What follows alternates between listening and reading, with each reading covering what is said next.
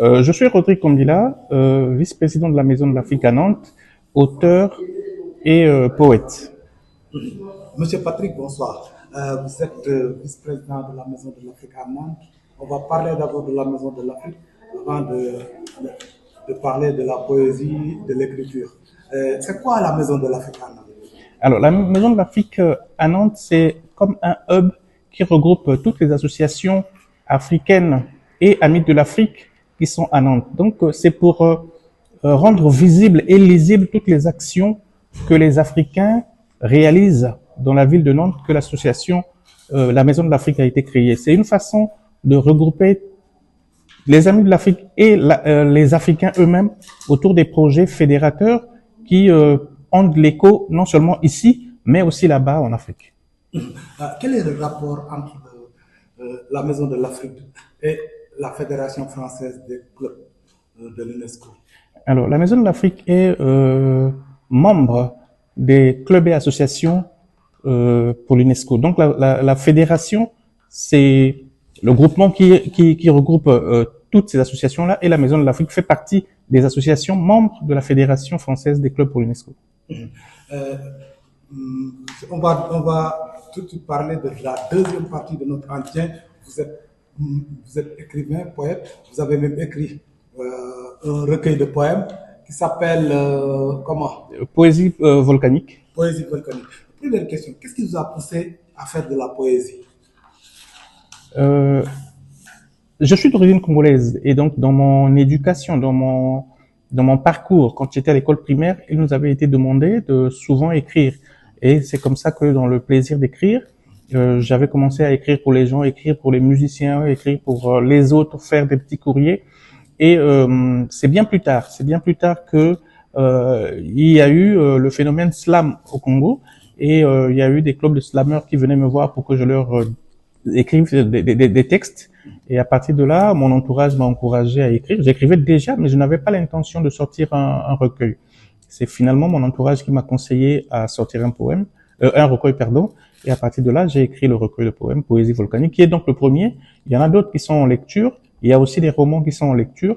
Et à partir de là, bon, voilà, le plaisir d'écrire est en train de grandir et de m'habiter. Donc c'est pour ça que le premier jet c'était Poésie volcanique, et donc il y a d'autres qui vont arriver.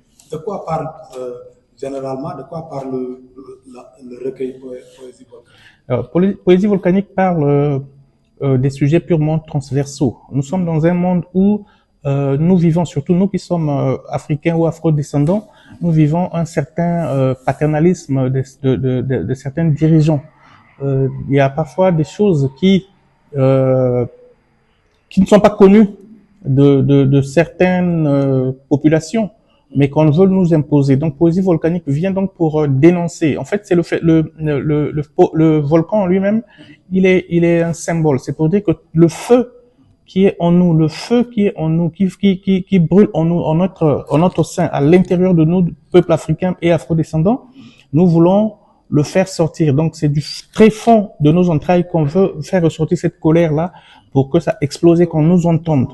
Parce que nous avons des choses à dire, nous avons des choses à faire, nous faisons déjà des choses, et on veut le faire savoir aussi.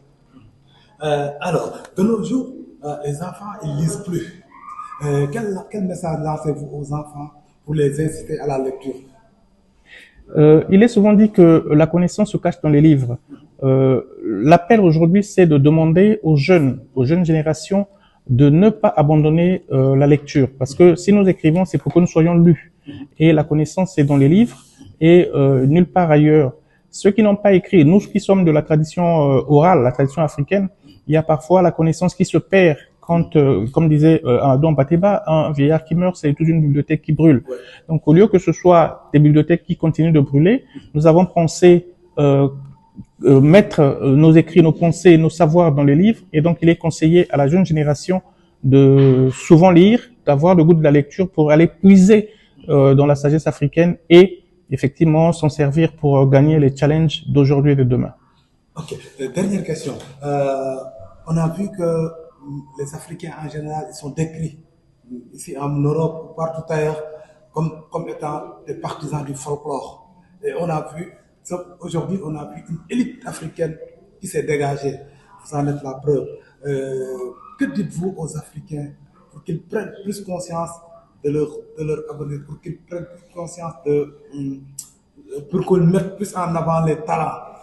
C'est ce que vous venez de dire, c'est la prise de conscience. Nous devons savoir que nous avons du savoir-faire et nous devons le faire savoir. Nous ne devons pas, en fait, ce n'est pas ce que les autres pensent de nous que nous sommes. Nous devons démontrer aux autres ce que nous sommes. Cet afro-pessimisme-là que nous avons, nous devrons le vaincre. C'est pour ça qu'il faut qu'il y ait des pionniers qui commencent, et nous aussi, nous avons suivi les pas de nos aînés qui avaient déjà commencé à écrire, qui avaient déjà commencé à dénoncer certaines choses pour essayer de rompre avec le complexe que nous avons, ce complexe d'afro-pessimisme, pour qu'on fasse savoir ce que nous savons déjà. Ce n'est pas aux autres de nous dire ce que nous devons faire, c'est pas aux autres de nous dire ce que nous sommes, c'est à nous-mêmes de prendre notre destin en main, de dire ce que nous sommes, de dire ce que nous savons faire et le faire savoir aux autres. Ce n'est que comme ça que nous serons respectés, ce n'est que comme ça que nous allons discuter d'égal à égal avec les autres. Quel est votre dernier mot? Alors, c'est déjà remercier votre chaîne Diaspora TV qui aujourd'hui est une chaîne qui fait la promotion de la culture et effectivement des talents de la diaspora.